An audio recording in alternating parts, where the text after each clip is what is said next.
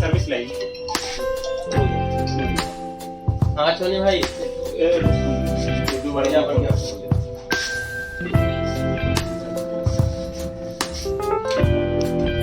गर्मी भी बहुत होती है आज। 5 रह गए।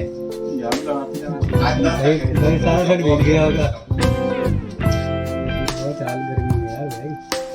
हाँ कोई नहीं अरे वो पता है चौमास की गर्मी है। वो बारिश वाली बहुत है ना।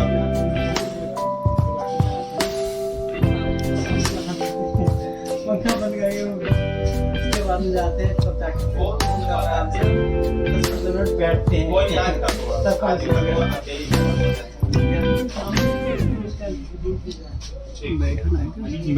चल थोड़ा टाइम दिखता ना बैठने जितना ही बैठ जाए उसके बाद चलते चलते बैठेगा।